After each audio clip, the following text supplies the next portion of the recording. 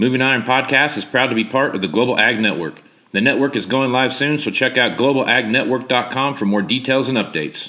Now on to the show. Moving iron in the 21st century. Hard-working people working hard for you and me. Moving iron time and time again. Through the years you'll find us here. Moving iron. Hello and welcome to Moving Iron Podcast Market Rundown with Angie Setzer. Angie, how you doing this morning? Good, how are you? I'm doing good.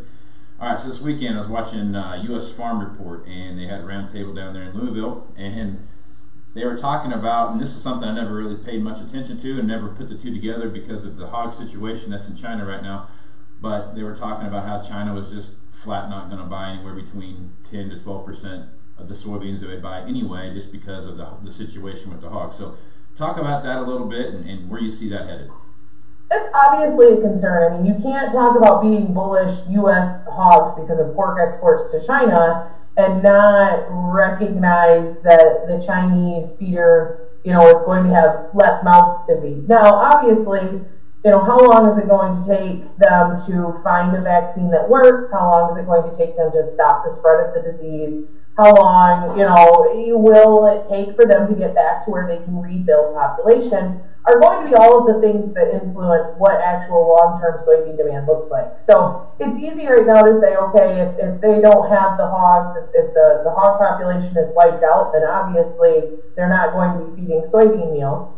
Very true, right? But how long will it take for us to see that population recovery, take place? So, and on top of that, if we do see a bullish hog setup domestically speaking, maybe we don't export our soybeans to China to feed, we keep them right here and crush more and use more meal. But it's been something that I've been kind of trying to point out for a while now, or I've at least been talking about. I mean, I'm not going to think I'm powerful enough to be like, listen to me, but it's been something that we've been talking about where we have seen imports to China or imports in China of soybeans, kind of gradually move quite a bit lower here. December and January both were down, I think, 5 to 7% each month. So that's huge. And a lot of people are saying, well, it's because of the trade war. Well, it's a rudimentary sort of solution. The trade wars happened, so China's not importing soybeans. Maybe that has some legs to it, but the biggest concern I have is twofold when it comes to future imports, and Chinese imports, I guess you could say. The first being, have they realized that they don't need to feed the amount of meal that they've been feeding before? Because we have had that conversation where they allowed or reviewed the protein needs in their rations and have allowed them to lower the amount of soybeans and other protein sources that they've been using. So that's one. And then two, is the Chinese hog herd that much smaller to where they're not feeding? So those are two things that could have long-term implications and are important to pay attention to. But like I said, the easiest thing for the media right now and folks that don't necessarily understand all of the tiny pieces that kind of move when it comes to developing a supply and demand summary, those types of people are just easily saying, well, it's the trade war. Right. Because then it gets this false idea that if the trade war is solved, we see China go back to those old numbers. That's not necessarily the case, and it's something that we really have to be careful, to not hang our hat on, I guess you could say. Yeah. Okay, so on that same front, yesterday there was an article out on Bloomberg talking about China buying $30 billion worth of ag-related products, corn, wheat, soybeans, there was all kinds of stuff. And just like every other article, it was, yeah, you are, but no, we're not. We didn't say anything like that. So, what was the market's reaction to that? And what do you feel? How do you feel? We're almost to that March 1st deadline, and we're almost to that point where it's getting to be, hey, you know what? We're either we're going to or we're not going to. Yeah. What's your feel right now with what you see happening out there?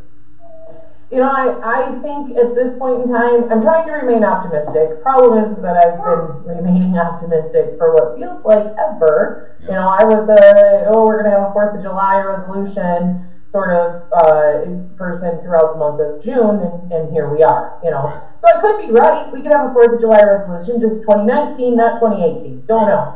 But at this point in time, it looks as though, you know, we're really going to see, we're seeing some sort of effort, at least. We have a memorandum of understanding, so that's a framework of what we're trying to work around, you know, and it depends on which headline you read. One headline says that we're far away from having any sort of agreement, but we know what we need to work on, but we just don't know how to get there. The other side says, oh yeah, this is going to be a good thing. Bloomberg did come out yesterday and say that we had, you know, we have the potential there for China to increase their ag imports by 30 billion bushel from the U.S. Value of ag imports prior to the trade war was 20 billion. So they're saying in addition to that 20 billion. So we're looking at 50 billion bushel of potential ag exports. In true trader fashion, or at least market analyst fashion, I mean, if you want to really look at a glass half empty sort of thing, talk to a market analyst, because they will find ways to tell you why something's going to go wrong. You know, they're saying there's no way we can export that much. Our infrastructure just won't allow it. So it'll be interesting to see what kind of agreement we come up with. A lot of folks are saying, hey, right now, you know, that we could see a significant increase in pork, beef, poultry, ethanol, corn, you know, and add that into what was being imported before, and those would all be new imports. So that would be bullish to a market structure as a whole. You know, and I've been one that's kind of said all along that any sort of trade resolution would benefit corn more than it would benefit soybeans. Right. So, you know, if that is the case, if we do see that happen, then yay, you know, this whole entire thing's been worth it. So I guess we'll have to see, you know, what happens. I'm trying to remain optimistic, you know, and we definitely just need a resolution here sooner than later, but obviously we need to make sure that it's a resolution that is what we have been seeking out all along. Otherwise it's just been, you know, like the government shutdown where we did it and then we're like, okay, why did we do it, you know? And so it'll be something that we want to watch. Me, right now, I'm just like, okay, let's ink the 30 billion and then work on the other stuff, because I'd really like to have something, you know, something work out in our favor here sooner than later, especially for corn and ethanol. Yeah, definitely. So, okay, so now we're having winter 3 months late, it feels like. So, I mean, we've got this weather pattern that's sinking in, long-term forecasts show out to, you know, all the way through March and into April. We could look at some very cold, very wet planting time frames. Yeah. Where do you think the market's got with building up a weather market selling or buying potential, and where do you see that starting to shape up? Right now, I don't think there's any risk premium in corn. I think everyone has this idea that we're going to see. The USDA came out yesterday and said 92 million acres of corn, which is slightly below what everyone had been anticipating. There had been talk of up to 94 million acres here at the end of last year. You know, based on what I'm hearing out there from farmers and agronomists and things like that, we needed, you know, basically to be into spring now or in the next couple weeks in order to really have that opportunity to get the fall field work done that didn't get done. You know, every day that goes by that we remain in permanent winter is another day that we're not moving in hydrous, we're not doing field work, we're not doing all of these things that are required to put corn in the ground. Now, obviously, we can still plant corn, you know, and so that's the question. Do we see 92 million with a reduced yield number? Because I think the one thing that we've had in the reasonable springs here recently, at least in the springs where we've had a good amount of fall field work done and have been prepared to put corn in the ground, you know, we're able to pour the money on, we have time as our friend, all of these things to really kind of maximize that yield potential. And so now every day that goes by, you know, if we do see the 92 million, do we see the 176 yield that the USDA is predicting? You know, and so I don't think corn has the risk premium in place that it should.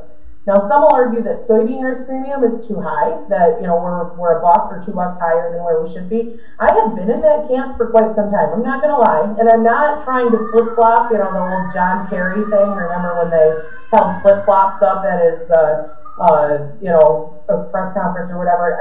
I'm not trying to do that. But the thing is that the more time we spend in this, you know, $8.90 to $9.65, $10 range, the more it tells me that maybe that's where the market feels comfortable right now with what we have. The world's a very different place than what it was in 2006, you know. So that everyone goes back to 2006 and says, well, you know, this is the highest stocks use ratio we've had since 2006. It's even higher than 2006. And in 2006, we were 480 futures. So we obviously have to lose $5. I don't know if that's the case. It's a different world. You know, we have China, we have India, we have all of these countries that are growing, emerging, becoming, you know, more of a modernized society.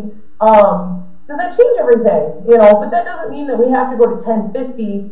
I'm just not necessarily in the mindset now that we have to go to 7, you know. Now, obviously, if we see 89 million acres planted again and have a 50 bushel to the acre yield and don't resolve this trade issue or ASF spreads, or, I mean, that's the problem with making guesses right now, is you have 100 different things that could happen to result in 100 different, you know, endings, I guess you could say. We'll see what's going on, but I don't think the risk premium for corn is where it needs to be. I think for soybeans right now, it probably is. Right. Also, you could have a zombie apocalypse between now and the end of planting season, and who knows where that's going to go. Right? There's some days where I would rather have that. Take me out. Right on.